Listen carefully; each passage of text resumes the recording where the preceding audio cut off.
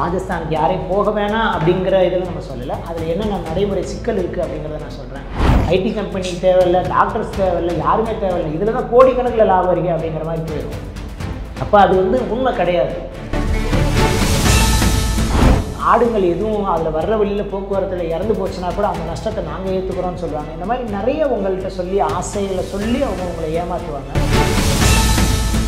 பிற மாநிலங்கள்லேருந்து ஆடுகள் வர்றவங்களுக்கு மிக குறைந்த விலையில் ஆடுகளை தர்றேன் அப்படின்னு சொல்லி அவங்கள நம்ப வச்சு பணத்தை ஏமாற்றுறாங்க. நீங்கள் அங்கே வாங்கினதுக்கும் இங்கே வாங்கி எடை போடுறதுக்கும் ஒரு ட்ரக்குக்கு 1500 கிலோலேருந்து 2000 கிலோ வரையும் உங்களுக்கு எடை குறைவாக இருக்கும். அதான் இடையில நீங்கள் ஏமாற்றப்பட்டிருக்கீங்க. அந்த தொழிலை நானே லாபகரமாக பண்ணிகிட்டு இருந்திருக்கேனான்னு தெரியாமல் ஒரு பிராண்டை க்ரியேட் பண்ணி அந்த பிராண்டை டக்குன்னு விற்றுக்கிட்டே போகிறது வந்து சரி கிடையாது. எங்களோட முந்தைய பேட்டிகள்லேயே நீங்கள் என்ன பார்த்துருப்பீங்க அப்படின்னா 100 கோடி ரூபா வருமானம், இல்லாட்டி வந்து கோடிகளில் சம்பாதிக்கும், ஆயிரக்கணக்கான ஆடுகளை விற்கும் இளைஞர்கள் அப்படின்னு சொல்லி நீங்கள் பார்த்துருப்பீங்க. பிளாக் ஹோல்வாங்க, அதாவது வந்து பணத்தை போட போட உள்ளே போய்கிட்டே இருக்கும். எவ்வளோ உள்ளே போயிருக்கு எங்கே போயிருக்குன்னே தெரியாது. அப்படிப்பட்ட ஒரு தொழில் இது. இப்போ இவங்களுக்கே இப்படி வருது, இவங்ககிட்டருந்து வாங்கி நம்மளும் லாபம் பார்க்க முடியுது. நம்ம ஏன் நேரடியாக போய் எடுக்கக்கூடாது? அந்த ஆட்டு தொழிலுமே லாபம் இருக்கும். அந்த லாபத்தை நீங்கள் அடையிறதுக்கு வந்து நீங்கள் நிறைய கற்றுக்கணும், நிறைய தோல்விகளை சந்திக்கிற மாதிரி இருக்கும். ஃபார்மிங் பிஸ்னஸ் வாடிக்கையாளர்கள் பார்வையாளர்களுக்கு வந்து என்னோட வணக்கம் டிஎம்சி சார்பாக. இன்றைக்கி டிஎம்சி த மீட் ஷாப் இன்றைக்கி பெரிய அளவில் வந்து ஆடுகள் மொத்த வியாபாரம் சில்லறை வியாபாரத்தில் ஒரு பிரான்ச் 2 பிரான்ச்சுன்னு சொல்லி இன்றைக்கி 4-5 பிரான்ச் அளவுக்கு நம்ம வளர்ந்துருக்கோம். இதுக்கு பின்னாடி வந்து வாடிக்கையாளர்கள், எங்களோட வாடிக்கையாளர் தாண்டி பார்வையாளர்கள், இந்த மாதிரி யூடியூப் சேனல்ஸ் எல்லாரோட சப்போர்ட்டும் பெருசாக இருக்குது. அது எல்லாருக்கும் ரொம்ப நன்றிகள். பட் வந்து சமீபமாக நமக்கு நிறைய என்கொயரிஸ் வந்து நிறைய கொஸ்டின்ஸ் வருது. அதான் என்னென்னா, இதே மாதிரி நாங்களும் செய்யலாமா, ஃப்ரான்ச்சைஸி இருக்கா, இதில் என்ன லாபம் இருக்குது, ராஜஸ்தானில் எங்கே ஆடு எடுக்கலாம், இப்படின்னு சொல்லி நிறைய பேசிக்கிட்டே இருக்கோம். அது வந்து டிஎம்சியோட தனிப்பட்ட சேனல்லையும் அதோட கொஸ்டின்ஸு இந்த மாதிரிலாம் வருது, ஃபார்மிங் பிஸ்னஸ் சேனல்லையும் வருது. ஸோ அப்போ வந்து நிறைய பார்வையாளர்களை சென்றடைகிறோம் அப்படின்ற மாதிரி ஒரு எண்ணத்தோட என்னென்ன கேள்விகள் எனக்கு வருது, அதற்கான பதில் என்ன, எங்களோட விளக்கம் என்ன அப்படிங்கிறத வந்து இந்த சேனல் மூலமாக நான் சொல்லணும்னு நினச்சேன். அதுக்காக தான் இன்றைய பதிவு. அந்த கேள்விகளில் முக்கியமாக பிரதானமாக ஒன்று பார்க்குறது என்ன அப்படின்னா, சமீபமாக இந்த ட்ரெண்ட் வந்து இந்த ஆடு மாடு கேட்டில் சம்மந்தமான பிஸ்னஸில் வந்து பார்த்திங்கன்னா, ஃபார்மிங் சம்மந்தமான பிஸ்னஸில் இந்த ஆடு சம்மந்தமான தொழில் வந்து ரொம்ப அதிகமாக நிறைய பேர் பண்ணுறாங்க. இப்போ கிட்டத்தட்ட வந்து பார்த்திங்கன்னா, கருப்பட்டி காப்பி கடை எப்படி எந்த அளவுக்கு எங்கே பார்த்தாலும் கருப்பட்டி காப்பின்னு பெருகுச்சோ, அந்த மாதிரி வந்து இந்த வட மாநிலத்து ஆடுகளை வாங்கி, அதுவும் குறிப்பாக ராஜஸ்தானில் போய் ஆடு வாங்கி வியாபாரம் பண்ணுறது அப்படிங்கிற அந்த ட்ரெண்ட் வந்து இன்க்ரீஸ் ஆகிட்டே இருக்குது. நிறைய புதுசாக வர்ற என்கொயரிஸும் அதே மாதிரி இருக்குது. நாங்களும் இதே மாதிரி செய்யணும்னு நினைக்கிறோம் அப்படின்னு சொல்லிட்டு ஒரு எப்படி பார்த்தாலும் ஒரு வாரத்துக்கு ஒரு 4-5 பேராவது புதுசாக கால் பண்ணி என்ன ஏதுன்னு விசாரிக்கிறாங்க. மெயினாக அவங்களுக்கு நான் என்ன சொல்லணும் அப்படின்னு நினைக்கிறேன் அப்படின்னா, ஃபஸ்ட்டு எதுக்காக ராஜஸ்தான் போய் ஆடு வாங்கணும் அப்படின்னு நீங்கள் நினைக்கிறீங்க அப்படிங்கிறது தான் ஃபஸ்ட்டு நான் கேள்வி கேட்குறேன். இப்போ நான் ஆல்ரெடி அந்த தொழில்களில் இருக்கேன், எனக்கு ஆடுகள் பற்றாக்குறையாக இருக்குது, நான் இன்னும் பெருசாக எடுக்கணும்னா அங்கே போய் எடுக்கலாமா அப்படின்னு கேட்குறேன்னா அது வேறு. எதுவுமே தெரியாமல் இந்த தொழிலுக்குள்ளே வர்றோம், நாங்கள் 2-3 பேர் சேர்ந்து பண்ண போகிறோம், ஒரு முதலீடை உள்ளே போட்டு பண்ணலான்னு நினைக்கிறோம். போய் ராஜஸ்தானில் ஆடு எடுக்கலாமா, எங்களுக்கு ஹெல்ப் பண்ணுவீங்களா, சப்போர்ட் பண்ணுவீங்களா? ஃபஸ்ட்டு எடுத்தோன்னே எதுக்கு ராஜஸ்தானில் போய் ஆடு வாங்கணும்? இங்கே ஆடுங்களே கிடைக்கல அதனால் அங்கே போகிறேன்னா வேறு. இங்கே ஆடுங்க எனக்கு எடுக்கிறது பத்தலை அப்படின்னா அதுக்காக வந்து நான் கர்நாடகாவோ ஆந்திராவோ ராஜஸ்தானோ எங்கேயோ போகிறேன் அப்படிங்கிறது வேறு. ஃபஸ்ட்டு இந்த தொழிலை கற்றுக்கணும், இந்த தொழிலுக்குள்ளே இறங்கணும்னு நினைக்கிறவங்களுக்கு என்னோட டிஎம்சி சார்பாக ஃபஸ்ட்டு அட்வைஸ் வந்து நான் என்ன பண்ணுவேன் அப்படின்னா, அட்வைஸுன்னு கூட சொல்ல மாட்டேன், என்னோட நாலேஜை நான் ஷேர் பண்ணணும் அப்படின்னா நான் என்ன சொல்லுவேன்னா, சின்ன வால்யூமில் பண்ணுங்கள்.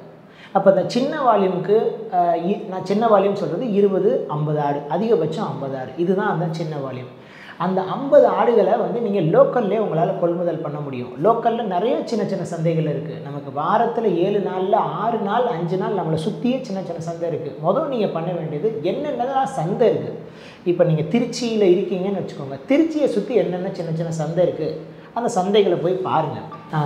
அந்த சந்தையில் என்ன மாதிரி ஆடுகள் வருது, செம்மறி ஆடு வருதா வெள்ளாடு வருதான்னு பாருங்கள். வெள்ளாடு வந்ததுன்னா என்ன மாதிரி ரேட்டில் வருது. அப்போ அந்த ரேட்டுங்கிற இடத்துல சரியான வாங்குறோமா அப்படின்னா நமக்கு ஃபஸ்ட்டு அந்த அனுபவம் இருக்கணும், அந்த ஆடுகளை வாங்கக்கூடிய அனுபவம் இருக்கணும். அப்படி இல்லாட்டி ஒரு அனுபவம் இருக்கவரை கூட நீங்கள் வச்சுக்கலாம். அந்த மாதிரி வச்சுட்டு இந்த ஆடை இந்த விலைக்கு வாங்குகிறோம், ஒரு உதாரணத்துக்கு ஒரு 8000 ரூபாய்க்கு ஒரு ஆடை வாங்குகிறோம். அங்கேருந்து நம்ம இடத்துக்கு எடுத்துகிட்டு போகிறதுக்கு ஒரு 200 செலவாகுது, 8200 கூட வந்தவருக்கு ஒரு 100 கூலி கொடுக்குறோம், 8300. அந்த ஆடை 8500 நம்மளால் விற்க முடியுதா? இதுதான் பேசிக்காக நீங்கள் செஞ்சு பார்த்து தெரிஞ்சுக்க வேண்டிய விஷயம். இந்த தொழிலுக்குள்ளே வந்து நானும் ஆடு வாங்கி விற்கிறேன் அப்படின்னு நினைக்க பண்ண வேண்டியது, இந்த மாதிரி ஒரு சந்தைக்கு போகிறோம், purchase cost plus transport and other expenses, அது போக ஒரு 200 300 லாபம் கிடைக்குதா? இதுதான். இதில் ஒரு பெரிய மித்து ஒன்று இருக்குது. அதாவது வந்து ஒரு பெரிய பிம்பம் ஒன்று கட்டமைக்கப்பட்டிருக்கு. என்ன அப்படின்னா, ஆட்டு வியாபாரத்தில் 500 1000 1500 இப்படி லாபம் கிடைக்கும் அப்படின்னு சொல்கிறாங்க. அது அது முற்றிலுமாக அது வந்து போய். ஏன் அப்படின்னா, ரொம்ப பெரிய லாபம் வச்சு உங்களால் இந்த தொழிலை பண்ணவே முடியாது. இந்த தொழிலில் வந்து பார்த்திங்க அப்படின்னா வால்யூம், அதிகமான வால்யூம் பண்ணணும், நிறைய எண்ணிக்கைகளில் நீங்கள் ஆடு விற்கணும் அப்படின்னா மிக குறைந்த லாபத்தை மட்டும்தான் நீங்கள் அந்த ஆட்டில் வந்து வைக்க முடியும். இந்த ஆட்டு வியாபாரத்தில் உள்ள நிறையா பேர் சொல்லுவாங்க, ஒரு ஆட்டுக்கு 100 கிடைச்சா நான் மாற்றி விட்ருவேன், 200 கிடைச்சா மாற்றி விட்ருவேன். அவங்க தான் வாரம் எடுத்து ஆடுகளை வாங்கி 200 300 லாபம் வச்சு, அதிகபட்சமாக 300 குறைஞ்சபட்சமாக 100 லாபம் வச்சு பல்காக நம்ம விற்றுக்கிட்டே இருப்பாங்க. ஸோ டிஎம்சியும் கிட்டத்தட்ட நாங்கள் அந்த மாதிரி தான் பண்ணுறோம். மொத்த கொள்முதலில் விலை ப்ளஸ் வந்து ஒரு ஆட்டுக்கு 200 250 லாபம் நிர்ணயம் பண்ணி அந்த ஆடை வந்து நம்ம சேல்ஸ் பண்ணுறோம். ஸோ இப்போ இந்த ஆட்டில் 500 லாபம் இருக்குது, 1000 லாபம் இருக்குது, 1500 லாபம் இருக்குது, கோடியாக பார்க்கலாம். அது எதுவுமே கிடையாது. ஸோ அந்த அந்த அந்த மனநிலையில் இந்த பிஸ்னஸை நீங்கள் அணுகாதீங்க. கோடிகளில் லாபம் இருக்க மாதிரி இருந்ததுன்னா அப்புறம் எல்லாரும் இந்த பிஸ்னஸ்குள்ளே தான் இருப்பாங்க. எல்லோரும் இப்போ ஆடு வாங்கி தான் விற்றுட்ருக்கணும். நம்ம ஒரு காலத்தில் ஆடு மாடு வாங்கி விற்றுட்டு இருந்து இன்றைக்கி நம்மளோட தொழில் முறை இதுவே மாறிட்டு இருக்குது அப்படின்னா அதில் லாபம் வந்து அந்தளவுக்கு கிடையாது. அதனால தான் வந்து அந்த தொழிலை யாரும் பண்ணுறதில்ல. இப்போ சமீபமாக வந்து பார்த்திங்க அப்படின்னா இந்த தொழில் வந்து நிறையா பேர் கவரக்கூடிய ஒரு தொழிலாக போச்சு. அதுவும் வந்து கொரோனாவுக்கு அப்புறம் வந்து பார்த்திங்க அப்படின்னா கோவிட் அப்புறம் வந்து இயற்கை சார்ந்த விவசாயம், ஆடு மாடு வளர்க்குறது, கோழி வளர்க்குறது, முட்டை விற்பனை, இந்த மாதிரி நிறைய அந்த மரச்சக்கு எண்ணெய், இந்த தொழில், கருப்பட்டி காப்பி, இது எல்லாமே அதுக்கப்புறம் ஃபேமஸான ஒரு தொழில்கள் தான். அதில் ஒன்று இப்போ இந்த ஆட்டுப்பண்ணை. அந்த ஆட்டுப்பண்ணையில் குறிப்பாக இப்போ வந்து இந்த வட மாநிலத்து ஆடுகள் எடுத்து விற்கிறது, இதுதான் வந்து ரொம்ப ஃபேமஸாக ட்ரெண்டிங்காக போயிட்டுருக்கு. அப்போ நாங்கள் வந்து இந்த தொழிலில் நம்ம ஓரளவுக்கு கொஞ்சம் பெரிய லெவலில் பண்ணுறோம். அப்போ நம்மளால் முடிஞ்ச தெளிவை வந்து நம்மள்கிட்ட கேட்குறவங்களுக்கு, பார்வையாளருக்கு கொடுக்கணும்னு சொல்லி தான் பண்ணுறோம். அப்போ வந்து நீங்கள் என்ன பண்ணணும் அப்படின்னா, நீங்கள் எந்த ஊரில் இருக்கீங்க, அதை சுற்றி என்னென்ன சந்தை இருக்குது எடுத்து நம்ம கொடுக்க முடிஞ்சால் எப்படி பண்ண முடியும் அப்படின்னு பாருங்கள். அப்போ அந்த ஆடை கரெக்டாக வாங்க தெரியணும், கரெக்டாக விற்க தெரியணும். ஃபஸ்ட்டு அதை கற்றுக்கணும் நம்ம. அதுக்கப்புறமா நீங்கள் வந்து எனக்கு எண்ணிக்கை கூடுது, எனக்கு ஆர்டர் நிறையா வர ஆரம்பிக்குது, 20 ஆடுலேருந்து 50 ஆடு போயிட்டேன், இப்போ 100 ஆடு பண்ணுறேன் அப்படின்னா இந்த 100 ஆடை எங்கே போய் எடுக்க முடியும்? இந்த 100 ஆடுக்கு ஒரு சந்தை போகணுமா, 2 சந்தை போகணுமா, இல்லை இன்னும் கொஞ்சம் தள்ளி 300-400 கிலோமீட்டர் போய் ஆந்திராவில் எடுக்கலாமா, இல்லை கர்நாடகாவில் எடுக்கலாமா அப்படின்னு சொல்லி நீங்கள் படிப்படியாக பார்க்க ஆரம்பிக்கணும். இந்த தொழிலில் வந்து தேடல் இருந்துக்கிட்டே இருக்கணும். இது வந்து ஒரு இடத்துல இது முடியவே முடியாது. இந்த தொழிலுக்கு முக்கியமான ஒரு விஷயம் அப்படின்னா நீங்கள் கண்டினியூஸாக லேர்ன் பண்ணிக்கிட்டே இருக்கணும், அதை கற்றுக்கிட்டே இருக்கணும். ஒரு சந்தையில் வந்து மழை காலங்களில் பருவ மாற்றங்களில் வந்து பார்த்திங்கன்னா ஆடுகள் வந்து நம்ம கண்டினியூஸாக கிடச்சிக்கிட்டே இருக்கும், அப்புறம் டக்குன்னு அப்படி டவுன் ஆயிரும். அப்போ அந்த நேரத்தில் வேறு இன்னொரு சந்தைக்கு நீங்கள் உங்களை மாற்றிக்கணும். அப்போ இன்னொரு சந்தையை நீங்கள் ஆல்ரெடி தெரிஞ்சு வச்சுருக்கணும், அங்கே என்ன கிடைக்குது, அங்கேருந்து டிரான்ஸ்போர்ட் எப்படி பண்ண முடியும், இப்படி எல்லாமே ஒர்க் பண்ணிகிட்டே இருக்கணும். இப்போ டிஎம்சியில் நாங்கள் வந்து கிட்டத்தட்ட ஒரு 3-3.5 வருஷம் ஆச்சு. எங்களோட தேடுதலும் இன்னும் வந்து தொடர்ந்துக்கிட்டே தான் இருக்குது. நாங்கள் இன்னும் வந்து வட மாநிலங்களை மட்டுமே சார்ந்து நம்ம இல்லை. நம்ம வந்து ஆந்திரா பார்க்குறோம், கர்நாடகா பார்க்குறோம், இங்கே தமிழ்நாடுக்குள்ளே சப்ளை பார்க்குறோம், சின்ன ஊர்கள்லேருந்து நம்ம வாங்குகிறோம். இது நிறைய பேருக்கு வந்து தெரிஞ்சிருக்கவும் வாய்ப்பு இல்லை. அப்போ இந்த மாதிரி உங்களோட கொள்முதலை வந்து ரொம்ப பரவலை ஆக்கினா மட்டும்தான் இந்த தொழிலை வந்து உங்களால் வால்யூம் இன்க்ரீஸ் பண்ணிட்டே போக முடியும். இன்றைக்கி வந்து பார்த்திங்கன்னா நம்ம கிட்டத்தட்ட ஒரு 3000 ஆடு ஒரு வாரத்துக்கு பண்ணுறோம். 2500 ஆடில் குறைஞ்சபட்சமாக இருந்து அதிகபட்சமாக 3000 ஆடு வரையும் பண்ணுறோம் இந்த 4 பிரான்ச்சுக்கு. உங்கள் எல்லாருக்கும் தெரியும், இப்போ நம்மளை அடுத்தடுத்த பிரான்ச்சஸ் வேறு பிளான் பண்ணுறோம். திருநெல்வேலி இருக்குது, சேலம் இருக்குது, திருப்பூர் இருக்குது, பெங்களூர் இருக்குது. அப்போ இந்த வருஷ கடைசி இந்த ஆண்டு இறுதிக்குள்ளே வந்து இந்த அடுத்த 4 பிரான்ச்சும் வந்துருச்சு அப்படின்னா நம்மளோட தேவைகள் வந்து 5000லேருந்து 6000 ஆடு வரையும் போக ஆரம்பிச்சிடும். அப்போ நம்ம அதுக்கான ஆடுகளோட வரத்து கொள்முதல்லாம் எங்கெங்கிறதெல்லாம் நம்ம பண்ணணும் அப்படின்னு சொல்லி எப்படி பிரித்து பர்ச்சேஸ் பண்ணணும்னு சொல்லி அந்த வேலை எல்லாமே பார்த்துட்ருக்கோம். ஸோ இப்போ நீங்கள் எடுத்த உடனே ராஜஸ்தானுக்குன்னு போய் ஆடு வாங்கணுமான்னு சொன்னால் அது வந்து தேவையில்லை அப்படின்னு தான் சொல்லுவேன். அதில் வேறு என்னென்ன நடைமுறை சிக்கல் இருக்குங்கிறத நான் செகண்டரி சொல்கிறேன். நான் ராஜஸ்தானுக்கு யாரையும் போக வேணாம் அப்படிங்கிற இதில் நம்ம சொல்லலை. அதில் என்னென்ன நடைமுறை சிக்கல் இருக்குது அப்படிங்கிறத நான் சொல்கிறேன். பட் ஆனால் எடுத்தோடனே ராஜஸ்தான் போய் வாங்குற அளவுக்கு நமக்கு தேவை இருக்கா அப்படிங்கிறத முதல் நீங்கள் அனலைஸ் பண்ணிக்கோங்க. முதல்ல அதுக்கு முன்னாடி தெரிஞ்சுக்க வேண்டியது, இதில் நீங்கள் நினைக்கிற மாதிரி ஆயிரக்கணக்கிலையோ லட்சக்கணக்கிலையோ லாபம் இல்லைங்கிறத ஃபஸ்ட்டு தெரிஞ்சுக்கிட்டு இந்த தொழிலுக்குள்ளே வாங்க. ஏன்னா வர்ற ஃபோன் கால்லாம் இப்போ இருக்குது, நாங்கள் 3 ஃப்ரெண்ட்ஸு, இல்லை நாங்கள் ஃபேமிலி, நாங்கள் வந்து ஆல்ரெடி ஒரு பிஸ்னஸில் இருக்கோம், இன்னொரு பிஸ்னஸ் பண்ணணும்னு பார்க்குறோம் அப்படின்னு சொல்லிட்டு எல்லாருமே டக்குன்னு போய் அங்கே ஆடு எடுத்துகிட்டு வந்து வாங்கிட்டு வந்து வச்சுட்டு விற்க தெரியாமல் நிற்கிறவங்க தான் இங்கே நிறையா பேர் இருக்காங்க. இல்லை நஷ்டப்படுறவங்களாக இருக்காங்க. நஷ்டப்பட்டுட்டோம், அது வெளியவும் சொல்ல முடியல அப்படிங்கிற மாதிரி அந்த தொழிலை அப்படி கைவிட்டு போகிற மாதிரி ஆளுகளாக இருக்காங்க. ஸோ இப்போ அவங்களுக்காக தான் நான் ஒரு தெளிவு கொடுக்கணும்னு நினைக்கிறேன். ஸோ உங்களோட தேவைகள் சின்னதாக இருக்கப்போ உங்களுக்கு அருகாமையிலேயே அந்த பொருள்களை நீங்கள் கொள்முதல் பண்ண பாருங்கள். உங்களோட தேவை அதிகமாக உங்களோட கொள்முதல் பண்ணுற இடங்களையும் நீங்கள் பரவலாக்கிக்கிட்டே போகலாம். அதாவது நம்ம மதுரையில் இருக்கோம், மதுரையை சுற்றி எடுக்கிறோம், அதுக்கப்புறமா வந்து அதர் டிஸ்ட்ரிக்ட் போகலாம், இல்லை அதர் ஸ்டேட்ஸ் போகலாம். அப்படி தான் நீங்கள் அதாவது மாவட்டங்கள் மாநிலங்கள்னு அடுத்தடுத்து நீங்கள் போகலாம். உங்களோட தேவைக்கு ஏற்ற மாதிரி நீங்கள் வந்து உங்களோட கொள்முதலை விரிவடைச்சிக்கிட்டே போகலாம். அதனால் எடுத்த உடனே அங்கே போகலாம் அப்படின்னு நினைக்காதீங்க. ஸோ போகிறதுல என்ன பிரச்சனை இருக்குது அப்படிங்கிறத நான் என்னோடய அடுத்த கேள்வியாக நான் சொல்கிறேன். நான் இந்த ராஜஸ்தானில் ஆடு வாங்குறதுல என்ன பிரச்சனை இருக்கும் அப்படிங்கிறத கொஞ்சம் விரிவாக நான் சொல்கிறேன். ஏன் ராஜஸ்தானில் போய் எல்லோரும் ஆடு வாங்கணும்னு ஆசைப்படுறோம், பட் ஆனால் அங்கே வாங்குறதுல உண்மையிலே இருக்க நடைமுறை சிக்கல் என்ன அப்படிங்கிறத நான் ஒரு விரிவாக சொல்லணும்னு பார்க்குறேன். நான் எல்லாரோட எண்ணமும் ஃபஸ்ட்டு என்னவாக இருக்குது அப்படின்னா, ராஜஸ்தானில் ரொம்ப பாதி விலைக்கு இந்த ஆடுகள் கிடைக்குது. அதாவது வந்து சொல்லப்போனால் 2-3 வீடியோஸில் நான் கூட பார்த்துருக்கேன், 250 ரூபா 260 ரூபாய்க்கு அங்கே வந்து கிடைக்குது. நம்ம ஊர்களில் வந்து கறி வந்து அதாவது மீட் ரேட் வந்து 850 ரூபா 900 ரூபாய்க்கு போகுது. அப்போ நல்ல லாபம் இருக்குது. இதுதான் எல்லாரோட மனநிலையாகவுமே இருக்கும். ஃபஸ்ட்டு அவங்க என்ன மீன் பண்ணுறாங்க அப்படின்னா, 250 ரூபாய்க்கு கிடைக்குது அப்படின்னா அவங்க உயிரடைய வந்து சொல்கிறாங்க. ஆடுகளை உயிரோட வாங்குறப்ப 250 ரூபாய்க்கு கிடைக்குது அப்படின்னாங்க. அவங்களோட விளம்பரப்படியே வச்சுக்கிட்டாலும் 250 ரூபாய்க்கு கிடைக்குதுன்னா, ஆடுகளோட உயிரடைய நம்ம கறி இங்கே விற்கிறக்கூடிய அதாவது மீட்டோட ரேட்டோட நம்ம கம்பேர் பண்ணுறோம். அது தப்பு. ஒரு உயிரடையில் இருக்க ஒரு ஆட்டில் இருந்து நமக்கு கிடைக்கக்கூடிய மீட்டோட ஈல்டு அவுட்புட் எவ்வளோ கிடைக்கும் அப்படின்னா சராசரியாக 50% அதாவது 47.5% 55% வரை கறி கிடைக்கும். அதாவது ஒரு 20 கிலோ ஆட்டிலேருந்து ஆடு நல்ல திடகாத்தியமான ஒரு ஆடாக இருந்ததுன்னா அதிகபட்சமாக 11 கிலோ மீட் நம்ம கிடைக்கும், கறி கிடைக்கும். குறைஞ்சபட்சமாக ஒரு 9.5 கிலோ வரை கிடைக்கலாம். ஓகேங்களா? ஆடோட தரத்தை பொறுத்து இது வந்து 300 கிராம் 500 கிராம் இப்படி குறைஞ்சிக்கிட்டே வரும். 11 கிலோலேருந்து 9.5 கிலோ வரை நமக்கு கிடைக்கும். அப்போ நம்ம 250 ரூபாய்க்கே வாங்குகிறோம் அப்படின்னா அதை நீங்கள் 55% தான், அதில் அதிகபட்சமாக 50% கறி கிடைக்கும் அப்படின்னு கணக்கு பண்ணிங்கன்னா உங்களுக்கு மீட் என்ன ரேட்டுக்கு உங்களுக்கு கையில் கிடைக்குது, என்ன ரேட்டுக்கு விற்க முடியும்.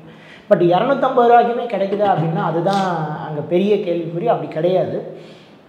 இந்த விளம்பரங்கள் எல்லாமே எங்கிருந்து வருது அப்படின்னா, ராஜஸ்தானில் ஒரு குறிப்பிட்ட மாநிலமான அஜ்மீர் அப்படிங்கிற இடத்துல நிறைய ஆட்டு பண்ணைகள் இருக்குது. அந்த பண்ணையாளர்கள் தான் இந்த விளம்பரத்தை மறுபடியும் வந்து தொடர்ந்து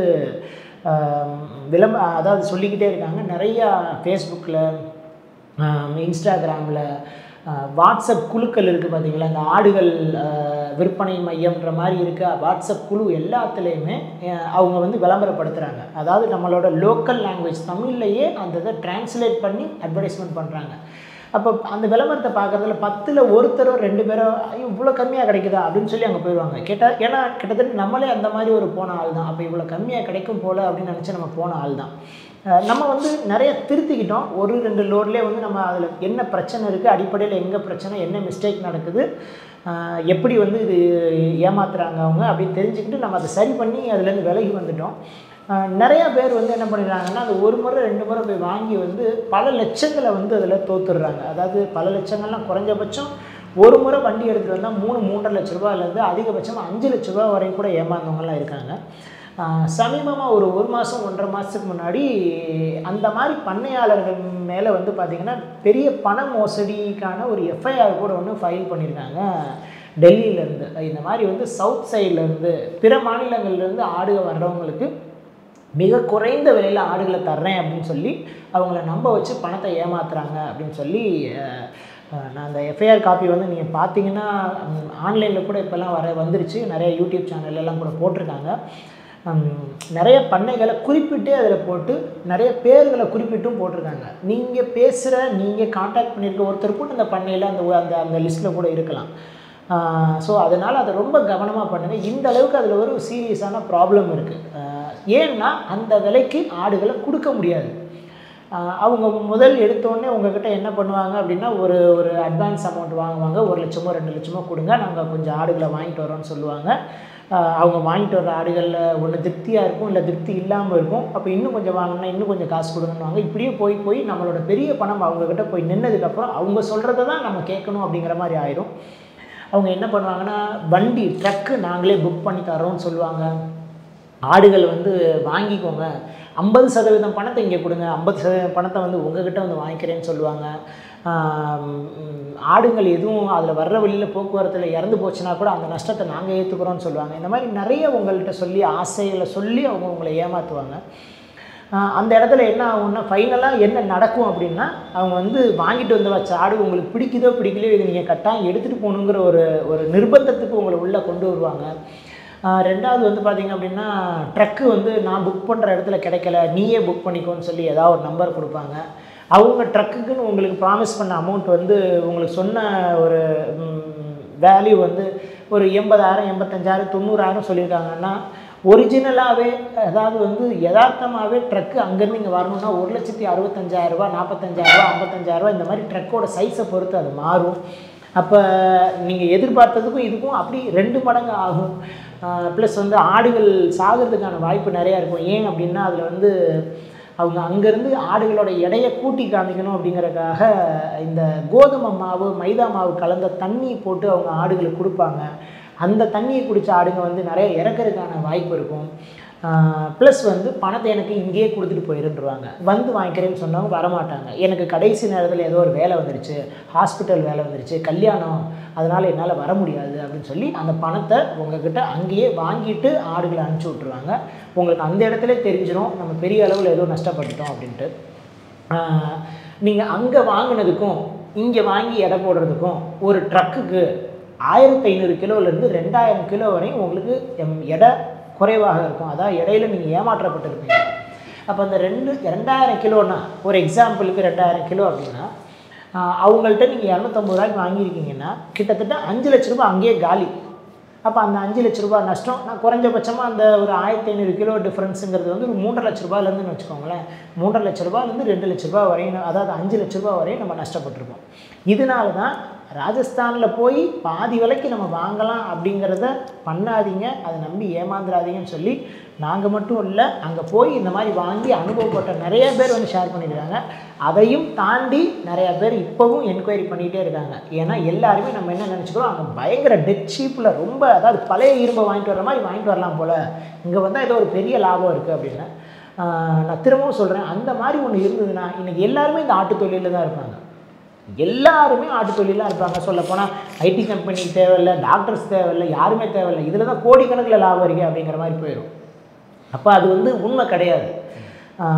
ஏமாந்தவங்க நிறைய பேர் வந்து வெளியே சொல்ல மாட்டேங்கிறாங்க. சொன்னால் இது அசிங்கம். ஃபேமிலிக்குள்ளேயுமே ஃப்ரெண்ட்ஸ் வட்டாரத்தில் நண்பர்கள்ட்ட அண்ணன் தம்பிகள்கிட்ட யார்கிட்டையுமே ஷேர் பண்ணிக்க முடியாதபடி போயிடுவாங்க. ஏன்னா நம்ம பெரிய பணத்தை ஏமாந்துட்டோம், தோத்துட்டோம் அப்படின்னு சொல்லிட்டு. ஸோ அதனால தான் இங்கே திடீர்னு போய் இங்கேருந்து ஜம்ப் பண்ணி, அதாவது தமிழ்நாட்டிலேருந்து போய் அப்படியே அங்கே போய் ராஜஸ்தானில் ஆடுங்க எடுக்காதீங்க அப்படிங்கிறத நம்ம சொல்கிறோம். ஏன்னா இதில் நீங்கள் தெரிஞ்சுக்க வேண்டிய விஷயம் நிறைய இருக்குது. படிப்படியாக அதை கற்றுக்கிட்டு போகணும் அப்படின்னு சொல்கிறோம். நாங்கள் என்ன சொல்கிறேன்னா 10th ஸ்டாண்டர்ட் படிச்சுட்ருக்கோம், திடீர்னு ஒரு நாள் நான் டாக்டர் ஆகிடணும்னு நினைக்கக்கூடாது. டாக்டர் ஆகிறதுக்கு நீங்கள் +2 +1 +2 பயாலஜி இதெல்லாம் படித்து முடித்து அதுக்கப்புறம் என்ட்ரன்ஸ் எக்ஸாம் கிளியர் பண்ணி அப்புறம் 5 வருஷம் வந்து நீங்கள் மெடிக்கல் முடித்து அப்புறமா ஒரு டாக்டராக ப்ராக்டிஸ் பண்ணி அப்புறமா நீங்கள் ஒரு ஹாஸ்பிட்டல் பண்ணுங்கள் அப்படின்றது மட்டும்தான் நம்ம சொல்கிறோம். இதை வந்து நிறைய பேர் தவறாகவும் புரிஞ்சுக்கிறதுக்கான வாய்ப்பு இருக்குது. அப்போ வந்து அவங்க என்ன கேட்பாங்க, அப்போ நீங்கள் மட்டும் எப்படி பண்ணுறீங்க அப்படின்னு சொல்லி கேட்பாங்க. டிஎம்சி மாதிரியான இருக்க கம்பெனிகளாக இருக்கட்டும், இல்லை ஒரு படி கீழே சின்னதாக பண்ணுறவங்களாக இருக்கட்டும், அவங்களாம் எப்படி பண்ணுறாங்க அப்படின்னா, இந்த தொழிலை வந்து பார்த்திங்க அப்படின்னா முறையாக பண்ண தெரிஞ்சதுக்கப்புறம் இதில் யதார்த்தமான லாபம் என்ன இருக்குங்கிறது தெரிஞ்சிடும். இப்போ நாங்கள் சொல்கிற மாதிரி வந்து இதில் வந்து 250 ரூபா, அதிகபட்சமாக 300 ரூபா லாபம் பார்க்கலாங்க, இதுதான் வந்து யதார்த்தம் அப்படிங்கிறது தெரிஞ்சதுக்கப்புறம் அந்த 250 ரூபா லாபத்தை எடுக்கணும்னா நம்ம என்ன மாதிரிலாம் ஆடுகள் வாங்கணும், என்ன விலைக்கு அங்கே வாங்கலாம், இங்கே நம்மக்கிட்ட ஆர்டர்ஸ் எவ்வளோ இருக்குது, அதை எத்தனை பேருக்கு நம்ம சப்ளை பண்ண போகிறோம், இந்த விஷயங்களாம் பேசிக்காக ஒர்க் அவுட் பண்ணிட்டு அதுக்கு ஏற்ற மாதிரி ஆடுகளை கொண்டு வந்து வச்சு அப்படியே விற்று கை மாற்றுறதுல நம்ம கிடைக்கிற லாபம் தான் இந்த லாபம். இதை வந்து உங்களை சரௌண்டிங்கில் இருக்கவங்களோ இல்லை நீங்கள் நிறைய பார்க்குறவங்க என்னென்னா 100 ஆடுகள் பண்ணுறவங்க இருப்பாங்க, 150 200 ஆடுகள் பண்ணுறவங்க இருப்பாங்க. இப்போ எங்களை மாதிரி வந்து பார்த்திங்கன்னா ஒரு பிரான்ச்சுக்கும் 1000 ஆடு 500 ஆடு 700 ஆடு இந்த மாதிரி பண்ணுறவங்களும் இருப்பாங்க. இதில் கட்டாயமாக லாபம் இருக்குது. அந்த லாபத்தை எந்த அளவுக்கு எக்ஸ்ட்ராக்ட் பண்ண முடியும், எந்த அளவுக்கு நம்மளால் எடுக்க முடியும், அதை எந்த மாதிரி கண்ட்ரோல்டாக, அதாவது ஒரு வரையறுப்புக்குள்ளே வச்சுருக்க மாதிரியான ஒரு கொள்முதலையும் விற்பனை முறையும் சரியாக பிளான் பண்ணால் மட்டும்தான் உங்களால் இந்த லாபத்தை பார்க்க முடியும். எங்களோட முந்தைய பேட்டிகள்லேயே நீங்கள் என்ன பார்த்துருப்பீங்க அப்படின்னா 100 கோடி ரூபா வருமானம், இல்லாட்டி வந்து கோடிகளில் சம்பாதிக்கும், ஆயிரக்கணக்கான ஆடுகளை விற்கும் இளைஞர்கள் அப்படின்னு சொல்லி நீங்கள் பார்த்துருப்பீங்க. வியாபாரம் நடக்கிறது என்னமோ அவ்வளோ நடக்குதுன்னு நம்ம ஏற்றுக்கிட்டாலும் ஒரு தொழிலில் வியாபாரம் வேறு, லாபங்கிறது தனி. 100 கோடி ரூபாய்க்கு வியாபாரம் நடக்குது, அதில் எவ்வளவு லாபம், எத்தனை சதவீத லாபம், 1%, 2%, 5% அப்படிங்கிறது இருக்குது. அப்போ அந்த லாபத்தை வச்சு தான் அந்த தொழில் வந்து எந்த அளவுக்கு, அதாவது லாபகரமாக ஒரு தொழில் ஓடினா மட்டும்தான் அதை நீங்கள் பெருசு பண்ணிகிட்டே போக முடியும். அப்போ அந்த லாபம் என்ன பர்சன்டேஜில் இருக்குது. உங்களுக்கு இன்னொரு எக்ஸாம்பிள்னால், இப்போ அந்த பெரிய கோழி பண்ணைகள்லாம் இருக்குது, லைக் சுகுணா, எஸ்கேஎம் இந்த மாதிரிலாம் இருக்குல்ல, அதில் நம்ம பார்க்குறோம் ஏகப்பட்ட இறைச்சி கடைகளுக்கு வந்து பாக்ஸாக ட்ரக்காக வந்து கோழி இறங்கிக்கிட்டே இருக்கும். அதுலலாம் லாபம் வந்து 1%, 2% தான் இருக்குது அப்படின்னு சொன்னால் நீங்கள் யாருமே நம்ப மாட்டீங்க. ஏன்னா அதில் பெரிய ப்ரைஸ் ஃப்ளக்சுவேஷன்ஸ் இருக்கும். அதாவது வந்து என்னென்னா அதோட கொள்முதல் விலை பயங்கரமான ஏற்ற இறக்கத்தை நிறைய நேரம் பார்த்துருக்கோம். நீங்கள் பேப்பரில் பார்த்தீங்கன்னா தெரியும், கோழியோட இன்றைய விற்பனை விலை 90 ரூபாய் அப்படின்னு போட்டிருப்பாங்க. ஒரு சில நேரம் 147 ரூபான்னு இருக்கும், அப்புறம் ஒரு சில நேரம் 100 ரூபான்னு இருக்கும். இந்த மாதிரி வித்தியாசப்பட்டுக்கிட்டே வரும். இதெல்லாம் வந்து எதை சார்ந்து மாறும் அப்படின்னா அந்த கோழி குஞ்சுகளோட விலை, தீவனங்களோட விலை, சீதோஷண நிலை, அதாவது இந்த நிறைய விஷயத்தை பொறுத்து டெத்து, அதாவது இறப்பு சதவீதம், இதெல்லாம் வச்சு வந்து பார்த்திங்கன்னா அதோட ரேட்டு பயங்கர கூட குறைய இருக்கும். அப்போ ஒரு வருஷம் முழுக்க விற்று முடித்து கணக்கு பார்த்தோம் அப்படின்னா அதான் அவங்க சொல்லுவாங்க 1%, 2% தான் லாபம் இருக்குன்னு சொல்லிட்டு. நம்ம நினைப்போம் வெளியிருந்து எந்த தொழிலுமே பார்க்குறோமோ பயங்கரமாக ஓடுதில்ல. ஒரு டீ கடையில் நம்ம நிற்கிறப்ப என்ன பண்ணுவோம் அப்படின்னா, நல்ல கூட்டம் இருக்குது, செம்ம லாபம் வரும் போல் அப்படின்னு நினைப்போம். நீங்கள் பேசிக்காக ஒரு சின்ன கணக்கு போட்டு பார்த்தா ஒரு நாளைக்கு ஒரு 100 பேர் டீ குடிக்கிறாங்க. இத்தனை பேர் ஒரு டீக்கு வந்து 15 ரூபா வாங்குறாங்க, 10 ரூபா வாங்குறாங்க. இதில் இந்த செலவுகள்லாம் போக மிச்சம் எவ்வளோ இருக்குன்னு சொல்லி பேசிக்காக ஒரு கணக்கு நீங்கள் போட்டு பார்த்தீங்க அப்படின்னா தெரியும் அப்புறம் அதில் என்ன லாபம் இருக்குன்னு. ஆனால் வெளியேருந்து நம்ம பார்த்து எல்லாத்தையும் என்ன பண்ணுவோம், ஒரு துணி கடையாக இருக்கட்டும், ஒரு ஹோட்டலாக இருக்கட்டும், ஒரு டீ கடையாக இருக்கட்டும், எதை பார்த்தாலும் நம்ம பயங்கரமாக ஒரு இதில் நல்ல லாபம் வரும் போல் இப்படி தான் நம்ம நினைப்போம். அந்த தொழிலுக்குள்ளே இறங்கின பிறகு தான் அதில் இருக்க லாபம், நஷ்டம், கஷ்டங்கள், அந்த தொழிலை எப்படி தொடர்ந்து எடுத்துகிட்டு போகிறது, எல்லா பிரச்சனையுமே இருக்கும். நீங்கள் நினைக்கிற எந்த ஒரு சின்ன விஷயத்தையுமே நம்ம செஞ்சு முடிக்கிறதுக்கு ரொம்ப டைம் எடுக்கும். அதில் நிறைய நடைமுறை சிக்கல் இருக்கும். இதெல்லாம் தாண்டி தான் வந்து வரணும். அப்போ வந்து எந்த தொழிலையுமே கட்டாயம் லாபம் இருக்கும். டிஎம்சியிலையுமே அப்போ அதான் சொல்கிறேன், இந்த ஆட்டு தொழிலையுமே லாபம் இருக்கும். அந்த லாபத்தை நீங்கள் அடையிறதுக்கு வந்து நீங்கள் நிறைய கற்றுக்கணும், நிறைய தோல்விகளை சந்திக்கிற மாதிரி இருக்கும். அதுக்கான நிறைய டைம் ஸ்பெண்ட் பண்ணுற மாதிரி இருக்கும். யாருமே இந்த தொழிலை வந்து பகுதி நேரமாக பார்ட் டைமாக இந்த பிஸ்னஸ் பண்ணணும்னு நினைக்காதீங்க. நான் வந்து ஏதோ ஒரு கம்பெனியில் வேலை பார்க்குறேன், பேங்க்கில் வேலை பார்க்குறேன், நான் வந்து ஒரு சாஃப்ட்வேரில் இருக்கேன், நாங்கள் ஃப்ரெண்ட்ஸ் எல்லாம் சேர்ந்து இந்த தொழிலை பண்ணலாம்னு நினைக்கிறோம், பண்ணாதீங்க. இந்த தொழிலில் முழு மூச்சாக இறங்குற ஒருத்தவங்களால் மட்டும்தான் அந்த தொழிலில் ஜெயிக்க முடியும். 24 மணி நேரம் அந்த தொழிலை பற்றிய சிந்தனையில் இருக்கணும். ஏன்னா வந்து நம்ம லைஃப் ஸ்டாக், அதாவது ஒரு உயிர் பொருளை டீல் பண்ணுறோம் அப்படிங்கிறப்ப அந்த தொழில் அந்த பொருள் வந்து முழுக்க நம்மளோட கண்காணிப்பில் இருக்க மாதிரி இருக்கணும். இது வந்து ஒரு இரும்பு மாதிரியோ துணிகள் மாதிரியோ வாங்கி போட்டு வைக்கிறோம், சாயங்காலம் போய் கணக்கு பார்த்தா போதும் அப்படிங்கிற மாதிரி கிடையாது. இந்த தொழில் வந்து ஒரு உயிர் பொருள், லைஃப் ஸ்டாக் பிஸ்னஸ் அப்படிங்கிறது நம்மளோட 100% அட்டென்ஷன் வந்து அந்த தொழில் மேலே இருந்தால் மட்டும்தான் அந்த தொழில் பண்ண முடியும். அதனால் யாருமே இதை பகுதி நேரமாக இதை பண்ணணும்னு நினைக்காதீங்க. செய்யலாம், சின்னதாக செஞ்சு பார்க்குறோம், வாரத்துக்கு 2 நாள் அதுக்காக நான் நேரம் ஒதுக்குறேன். படிப்படியாக அந்த தொழில் வளருது, அதுக்கேற்ற மாதிரி நான் என்னோடய முழு நேர தொழில் வேலையிலேருந்து நான் விட்டுட்டு வந்து இந்த தொழிலையே முழுசாக பார்க்க ஆரம்பிக்கிறேன். அப்படி போங்க. அப்போ நான் என்ன சொல்கிறேன்னா, கிராஜுவலாக சின்ன லெவல்லேருந்து அப்படியே இன்க்ரீஸ் ஆகி போங்க அப்படின்னு தான் சொல்லுவோம் நம்ம. அதுக்காக தான் எடுத்த உடனே ராஜஸ்தானில் போய் அப்படியே அங்கே போய் பாதி வேலைக்கு ஆடவங்க வந்து அப்படிங்கிற விஷயமே கிடையாது. அது வந்து முற்றிலும் போய் அது வந்து ஒரு மிஸ்கான்செப்ஷன், அதாவது வந்து ஒரு போலியாக உருவாக்கப்பட்ட ஒரு பிம்பம். அது இல்லைங்கிறத நான் திரும்பவும் சொல்கிறேன். நான் ஒரு 100 ஆடு விற்கிறேன், 150 ஆடு விற்கிறேன் அப்படின்னா கதையே வேறு. நானே வாங்கிக்கிடுவேன், நானே வந்து விற்றுருவேன், முடிச்சிடுறேன், அவ்வளோதான். என்ன ரேட்டுக்கு வாங்கிட்டு வரேன்னு எனக்கு தெரியும். 100 ஆட்டையுமே நீங்கள் தனித்தனியாக கூட அடையாளப்படுத்த முடியும். இந்த ஆடு இவ்வளோ வாங்கினேன், இந்த ஆடு இவ்வளோ வாங்கினேன், இதை இவ்வளோ விற்றேன், இது இவ்வளோ விற்றேன், ஒன்று ஆடு என்கிட்ட பேலன்ஸ் இருக்குது, இவ்வளோ லாபம் இருக்குது, நீங்கள் கணக்கு பார்த்துடலாம். இது வந்து ஒரு சின்ன அளவில் பண்ணுறப்போ உங்களுக்கு தெரியும். இந்த வால்யூம் பெருசாக ஒரு 100 ஆடு வரும், 90 ஆடு விற்றுரும், 10 ஆடு உங்ககிட்ட பேலன்ஸ் இருக்கும், திரும்ப ஆடு வரும்.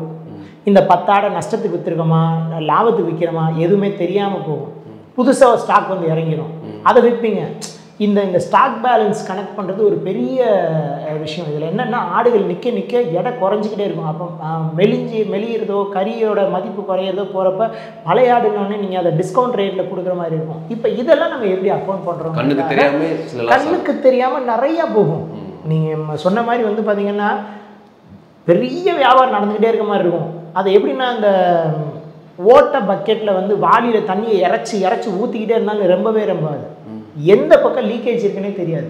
அப்போ நீங்கள் இதை ஃபுல்லாக 100% அரெஸ்ட் பண்ணுறதுக்காக நீங்கள் இந்த சாஃப்ட்வேர் எல்லா வேலையும் நம்ம பார்க்குறோம். எத்தனை ஆடுகள் வருது, எத்தனை வித்து இருக்குது, எத்தனை வந்து உடல்நலம் சரியில்லாமல் போய் கம்மி விலையில் டிஸ்கவுண்ட் ப்ரைஸில் கொடுத்துருக்கோம், எதுவும் ஆடுகள் இறந்து போயிருந்துருக்கா, யார்கிட்ட இருந்து எவ்வளோ பேலன்ஸ் வந்திருக்கு, எவ்வளோ பில்லாகிருக்கு, எதில் டிஸ்கவுண்ட் 100 ரூபா கொடுத்துருக்கோம், 50 ரூபா கொடுத்துருக்கோம், இது எல்லாத்தையும் கனெக்ட் பண்ணுறதுக்கு உங்களுக்கு ஒரு பெரிய ப்ராசஸும் அதுக்கான டெக்னாலஜியும் வேணும். அப்படின்னா மட்டும்தான் அந்த தொழிலை பெருசு பண்ண முடியும். இட் இஸ் அ டீம், ஒரு குரூப் ஆஃப் பீப்புளால் மட்டும்தான் அது முடியும். அடுத்து வந்து இப்போ இந்த மாதிரியான ஆடுகள் வாங்குறாங்க, வாடிக்கையாளர்கள் வாங்குறாங்க, நம்மகிட்ட ரெகுலராக ஒருத்தவங்க தொழில் பண்ண ஆரம்பிக்கிறாங்க. அவங்களோட எண்ணம் என்ன மாதிரியா இருக்கும் அப்படின்னா, இப்போ இவங்களுக்கே இப்படி வருது, இவங்ககிட்டருந்து வாங்கி நம்மளும் லாபம் பார்க்க முடியுது, நம்ம ஏன் நேரடியாக போய் எடுக்கக்கூடாது? இதுதான் வந்து அடுத்து எல்லாருக்குமே வரக்கூடிய எண்ணம் தான். நம்மளே இவங்ககிட்ட 50 ஆடு எடுக்கிறோம், 100 ஆடு எடுக்கிறோம், நம்ம ஒரு 3 பேர் சேர்ந்தோம்னா போய் அங்கே மொத்தமாக ஆடு எடுத்துட முடியாதா? இதுதான் செகண்ட் பிரச்சனையாக வரும். நீங்கள் ஒரு தொழிலை வளர்த்துருவீங்க, அந்த தொழிலில் வந்து உங்ககிட்ட ஒரு 10 பேர் வாடிக்கையாளர் வருவாங்க, அவங்க அங்கே நின்று சேர்ந்து பேசுவாங்க.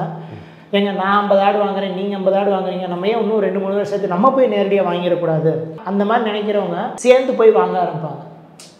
2 பேர் 3 பேர் சேர்ந்து போய் வாங்குவாங்க. நல்லா இருக்கும். எனக்கு பிடிச்சதை நான் வாங்கிக்கிறேன், உங்களுக்கு பிடிச்சது நீங்கள் வாங்கிக்கிறீங்க, அவருக்கு பிடிச்சதை அவர் வாங்கிக்கிறாரு. மொத்தமாக வந்து பார்த்தீங்க அப்படின்னா வண்டியில் வந்து லோட் பண்ணிடுறாங்க, ட்ரக்கில் லோட் பண்ணி எடுத்து வந்துடுறாங்க. ஒரு முறை போகிறாங்க, 2ஆவது முறை போகிறாங்க. ஒரு முறை என்னால் வர முடியல, எனக்கு ஒரு தவிர்க்க முடியாத வேலையாக போயிடுது. நீங்கள் மட்டும் போகிறீங்க, இல்லை இவங்க மட்டும் போகிறாங்க.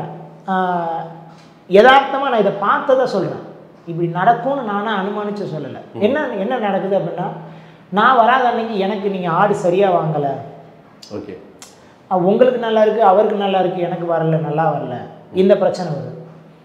உங்களுக்கு கம்மியாக இருக்குது ரேட்டு, எனக்கு கூட இருக்குது, இந்த பிரச்சனை வர ஆரம்பிக்குது. ஆமாம், பார்ட்னர்னு கிடையாது, நீங்கள் தொழில் ஒரே தொழில், 3 பேர் ஒன்றா போகிறோம், ஒன்றாவே வாங்கிட்டு வந்துக்கிறோம். இந்த பார்ட்னரில் ஏதோ நான் கட்டிக்கிறேன், உங்கள் நீங்கள் கட்டிக்கிறீங்க, வாரம் போகிறப்ப இருக்க பிரச்சனை. அப்போ இந்த மாதிரி வந்து அந்த சேர்ந்து எடுக்கலான்னு போன 2-3 முறை இந்த மாதிரி நடந்துமே அவங்க என்ன பண்ணிடுறாங்க, பிரிஞ்சிடுறாங்க. அப்புறம் ரெகுலராக எடுத்த இடத்துலையும் ஆடு எடுக்க முடியாமல் புதுசாக எங்கேயாவது போய் எடுக்கிற மாதிரி ஆயிடுறாங்க அவங்க. இது வந்து என்னென்னா, நமக்கு எல்லாருக்குமே இருக்கக்கூடிய மனநிலைமை தான். நம்ம என்ன இவங்ககிட்ட போய் எடுக்கிறப்ப இப்படி இருக்கே, இதை விட்டு நம்ம அங்கே டேரெக்டாக அங்கே போனோம்னா அப்படின்ட்டு. நாங்கள் வந்து பர்ச்சேஸு போயிருக்கப்போ இந்த மாதிரி வந்து ஆந்திராவிலேருந்து, சித்ரதுர்கா, இந்த மாதிரி கர்நாடகாவிலேருந்துலாம் வந்து ஒரு 10 வியாபாரி இந்த மாதிரிலாம் வந்து இந்த ஓனா ட்ரக்கு கொண்டு வந்து 3 ட்ரக்கு, அதாவது 3 லேயர் 500 ஆடுகளை ஒரே மாதிரி ஏற்றிட்டு வர்ற இதெல்லாம் பார்த்துருக்கேன். அப்போ அவங்க என்ன பண்ணுவாங்க, 6-7 வியாபாரிகள் வருவாங்க, எனக்கு தேவையானது 50 வாங்கிக்கிறேன், நீ 100 வாங்கு, நீ 150 வாங்கு அப்படின்னு சொல்லி லோட் பண்ணிடுறாங்க. ஆட்டுக்கு இவ்வளவு செலவு அப்படின்ற மாதிரி அவங்க டிரான்ஸ்போர்ட்டை பிரிச்சுக்கிறாங்க. என்ன நடக்குது அப்படின்னா, ஒரு முறையெல்லாம் அங்கே ட்ரக்கை ஸ்டாப் பண்ணி வச்சிட்டாங்க. வேணும்னே அங்கே இருக்கவங்க வந்து ட்ரக்கை வந்து கொஞ்சம் தூரம் வெளியே போனோடனே போலீஸோ ஏதோ ஒன்று வச்சு கூட ட்ரக்கை மறிச்சிட்டாங்க.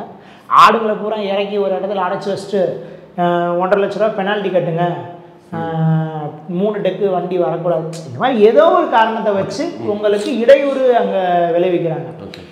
ஏன்னா அங்கே பிரதானமாக அங்கேருந்து வண்டி ஓட்டிகிட்டு வந்து சப்ளை பண்ணுறதுக்குன்னு ட்ரக்கு நிறையா இருக்குது. நீங்களே ஓன் ட்ரக்கை கொண்டு வந்துட்டீங்கன்னா அப்படிங்கிற மாதிரி அவங்க பார்க்குறாங்க. அது இல்லாமல் இந்த மாதிரி வண்டி வந்தாலும் எக்ஸ்ட்ரா காசு வாங்குவாங்க. ஆமாம், நீங்கள் ஓனாக போய் உள்ளே வாங்க போயிட்டீங்கன்னா அங்கேருந்து வியாபாரம் பண்ணுற ஒருத்தர் இருப்பார். நானே நேராக வந்து வியாபாரம் பண்ணுறேன்னா ஏன் தொழில் பாதிக்குதுன்னு அவங்க நினைப்பாங்க. அப்போ இந்த மாதிரி மறைமுகமான பிரச்சனைகளை உங்களுக்கு ஏற்படுத்துறாங்க. இது வந்து நம்ம ஊர்லயுமே நடக்கும், இங்கேன்னு மட்டும் கிடையாது, நம்ம ஊர்லயுமே இருக்கும் இருக்கும் ஒரு வியாபாரி இருக்கும்போது இன்னொரு வியாபாரி வந்து விட மாட்டாங்க. ஆமா ஆமா ஆமா. அப்போ அப்படி நடக்கிறப்ப வந்து பார்த்தீங்க அப்படின்னா வண்டிகளில் நம்ம வர்ற பிரச்சனை. அப்போ அந்த ஒரு நாள் 2 நாள் நம்ம வண்டி வர்றதுல தடைப்பட்டுச்சுன்னா அது பெரிய இதில் இருக்கும். நீங்கள் சரியான நாளுக்கு நீங்கள் கொண்டு வரலைன்னா ஆடுகளை அடுத்த வாரம் தான் விற்க முடியும். வெள்ளிக்கிழமை வர வேண்டிய ஆடு திங்கக்கிழமை வந்துருச்சு, இல்லை ஞாயிற்றுக்கிழமை தான் வருது அப்படின்னா ஆடு தேவையெல்லாம் முடிஞ்சு போயிடும். அடுத்த வாரம் தான் இனிமேல் தேவைப்படும். அப்போ அந்த அடுத்த வாரம் வரை வச்சு விற்கிறப்ப உங்களுக்கு மிகப்பெரிய நஷ்டத்தை சந்திக்கிற மாதிரி ஆகுது. எல்லாமே செலவு அதிகமாகிடும். ஆமாம், இந்த மாதிரி பிரச்சனை. விபத்துகள் வந்து அது எப்பயோ ஒரு முறை நடக்கிறது, விபத்து இருக்கும். பட் திடீர்னு அந்த மாதிரி நடந்துச்சுன்னா இந்த மாதிரி சின்ன சின்ன ஆளுகளாம் சேர்ந்து பண்ணுறப்ப அந்த விபத்தை அவங்களால இது பண்ணிக்க முடியாது. ஒரு கம்பெனி மாதிரின்னு போகிறப்ப அந்த கம்பெனி வந்து எல்லா நஷ்டத்தையும் தாண்டி ரன் பண்ணக்கூடிய அளவுக்கு அந்த கம்பெனி வந்து ஒரே குழுவாக ரன் பண்ணுறப்ப அது பண்ண முடியும். தனிநபர்களாலேயோ இல்லை ஒருத்தர் 2 பேராலேயோ இந்த தொழிலை தொடர்ந்து பண்ணுறப்ப சின்ன சின்ன நஷ்டங்களை கூட நம்ம தாங்க முடியாமல் போயிடும். அதுதான் இந்த பிரச்சனை. ஸோ இந்த மாதிரி நாங்களே போய் வாங்கலாம் அப்படின்னு நினைக்கிறவங்களுக்கு ஸோ அதை எளிமைப்படுத்துறதுக்காக தான் நம்ம இந்த மாதிரி பண்ணுறோம். இந்த விற்பனை விலையவும் வெளிப்படையாக டிரான்ஸ்பரண்ட்டாக இருக்க மாதிரி நம்ம இந்த விலையை நிர்ணயம் பண்ணுறதுலேருந்து ஆடுகளோட எடையை போடுறது, தரம் பிரிக்கிறது, இது எல்லாத்தையுமே வந்து ரொம்ப வெளிப்படையாக பண்ணுறதோட காரணமே தான். அப்போ அதெல்லாம் வந்து எளிமைப்படுத்தி கொடுக்குற மாதிரி ஈஸியாக அவங்களுக்கு இருக்க மாதிரி எப்படி சிக்கன் வந்து அவங்க இடத்துலேயே வந்து டெலிவரி பண்ணுறாங்களோ கிட்டத்தட்ட அந்த மாதிரி ஒரு சேவையை ஆட்டுக்கு பண்ணணும்னு சொல்லி தான் வந்து நம்ம டிஎம்சியில் நம்ம பண்ணிகிட்ருக்கோம். இன்னொரு ஒரு முக்கியமான கேள்வி என்னென்னா, டிஎம்சியில் வந்து ஃப்ரான்ச்சைஸி இருக்கா, இதை நாங்களும் சேர்ந்து பண்ணுறது எப்படி, என்கிட்ட காசு இருக்குது, பணம் இருக்குது, இடம் இருக்குது, எனக்கு இந்த மாதிரி ஒரு ஆசை இருக்குது அப்படின்னு வர்றது தான். ஃப்ரான்ச்சைஸி வந்து நம்ம வந்து பண்ணலை. நிறைய பேர் என்னோடய பழைய வீடியோ மட்டும் பார்த்துட்டு அந்த கடை ஒன்று கொடுத்துருப்போம் ஃப்ரான்ச்சைஸி மாதிரின்னு சொல்லிட்டு, அது ஆக்சுவலாக ஃப்ரான்ச்சைஸின்றது கிடையாது. நம்ம கடையிலே நம்மகிட்ட ஒரு ஒர்க் பண்ண ஒரு பையனுக்காக ஒரு கடை வச்சு கொடுத்தோம், அது மட்டும்தான். மற்றபடி இந்த எதனால பண்ணுறது இல்லை, ஏன்னா இப்போ நிறைய டீ கடை முதல் கொண்டு எல்லாமே ஃப்ரான்ச்சைஸி மாடலில் நிறையா பண்ண ஆரம்பிச்சிட்டாங்க. இல்லை, நாங்கள் வந்து ஃப்ரான்ச்சைஸியை பற்றின நல்ல அனுபவம் உங்களுக்கு இருந்துச்சு அப்படின்னா நம்ம இங்கே கொடுக்குறதுலாம் ஃப்ரான்ச்சைஸி கிடையாதுன்றது உங்களுக்கு தெரிய வரும். நீங்கள் ஒரு மெக்டொனால்ட்ஸு, கேஎஃப்சி, இந்த மாதிரி டாமினோஸ் பீஸா, இந்த மாதிரி ஃப்ரான்ச்சைஸிக்கும் நம்ம கொடுக்குற ஃப்ரான்ச்சைஸிக்கும் என்ன வித்தியாசம் இருக்குது அப்படின்னு பார்த்தீங்க அப்படின்னா, ஒரு ஃப்ரான்ச்சைசிஸ் பண்ண போகிறப்ப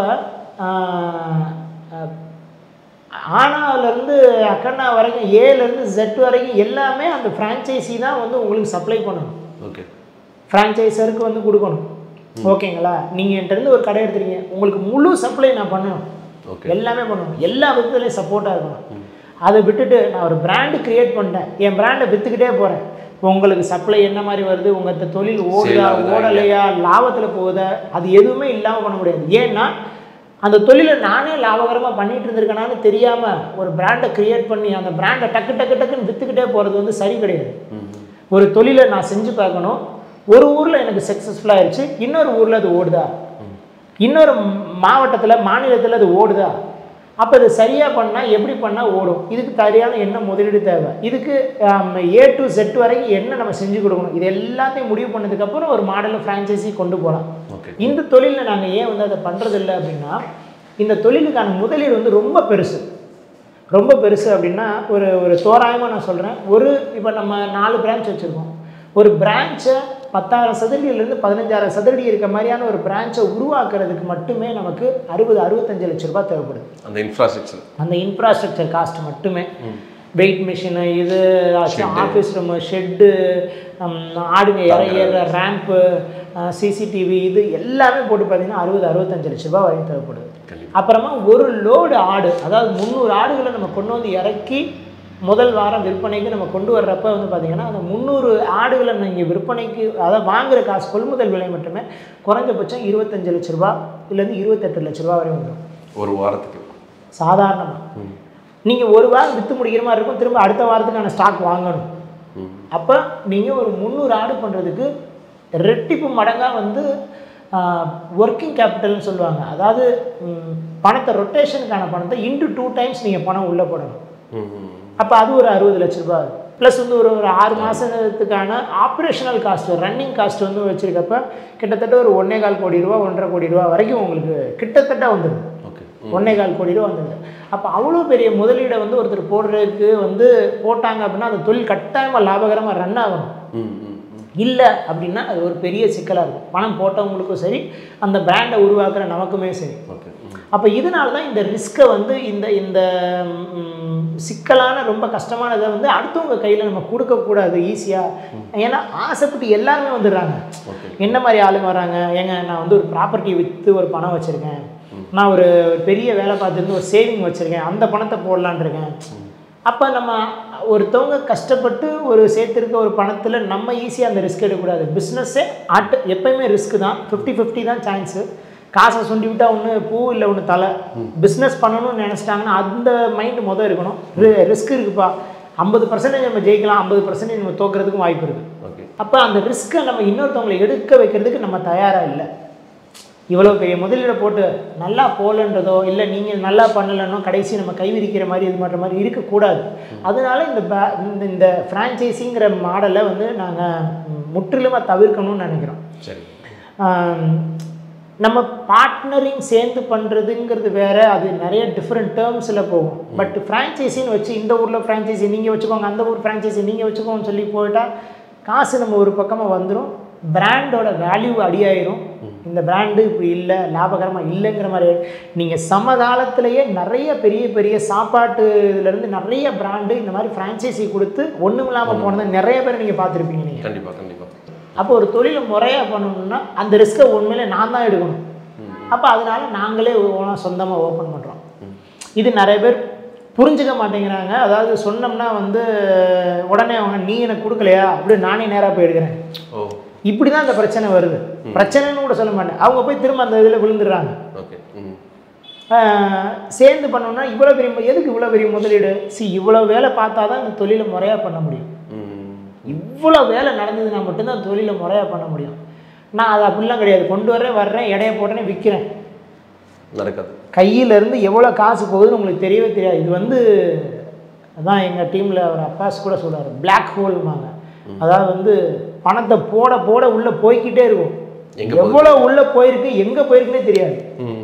அப்படிப்பட்ட ஒரு தொழில் இது. ஸோ பார்வையாளர்கள் வாடிக்கையாளர்கள் எல்லாருக்கும் இதெல்லாம் தான் நான் வந்து பரவலாக உங்களுக்கு சொல்லணும்னு நினச்சது. அதாவது இந்த தொழில் வந்து எப்படியேப்பட்ட தொழில், எவ்வளவு லாபம் இருக்குது இந்த தொழிலில், யதார்த்தமான லாபம் இருக்குது, என்ன கஷ்ட நஷ்டங்கள் இருக்குது, போக்குவரத்துலையாக இருக்கட்டும், கொள்முதலையாக இருக்கட்டும், விற்பனை முறையிலையாக இருக்கட்டும், இது எல்லாத்தையுமே ஓரளவு உங்களுக்கு சொல்லியிருக்கேன். ஏன்னா வந்து சும்மா ஒரு ஆட்டு தொழில் வந்து பயங்கரமாக 100 கோடி ரூபா ஓடுது, இத்தனை கோடிக்கணக்கில் லாபம் அப்படின்ற மாதிரியான ஒரு போலியான பிம்பம் வந்து உருவாகிறதையுமே தவிர்க்கணும் அப்படின்னு நினச்சி தான் நான் வந்து இதை சொல்லியிருக்கேன். நான் யதார்த்தமாக இதில் என்ன முடியும் முடியாது அப்படிங்கிறத நான் சொல்கிறேன். நம்ம என்ன செஞ்சிட்ருக்கோம், எப்படி இதை வந்து பெருசு பண்ணுறோம், ஏன் நம்மளால் முடியுது, சின்ன சின்ன ஆளுங்களுக்கு என்ன சிரமம் இருக்கும் அப்படிங்கிறத நான் விளக்கமாக சொல்லியிருக்கேன். நான் இது வந்து ஃபார்மிங் பிஸ்னஸ் சேனல்லையும் வரும், டிஎம்சியோட த மீட் ஷாப் சேனல்ல யூடியூப் சேனல்லையுமே வரும். நீங்கள் பாருங்கள், சப்ஸ்கிரைப் பண்ணிக்கோங்க. அடுத்தடுத்த அப்டேட்ஸ்க்காகவும் ஏன்னா இப்போ நம்ம அடுத்தடுத்து பெரிய பெரிய கொள்முதல் நிலையங்களை உருவாக்கிக்கிட்டு இருக்கோம். அதாவது வட மாநிலங்கள்லேயும் சரி, ஆந்திரா இந்த மாதிரி இடத்துங்கள்லையும் வந்து செம்மறியாடு வெள்ளாடுகளுக்கான கொள்முதல் நிலையங்களை உருவாக்கிக்கிட்டு இருக்கோம். அதை பற்றின அப்டேட்ஸும் வரும், வரப்போகிற ஃப்யூச்சர் பிரான்ச்சஸ் பற்றின அப்டேட்ஸும் வரும். உங்களுக்கு இதையும் தாண்டி வேறு எதுவும் டவுட்ஸ் இருந்ததுன்னா கூட என்னோடய கான்டாக்ட் நம்பருக்கு நீங்கள் ஒரு வாட்ஸ்அப் பண்ணுங்கள்.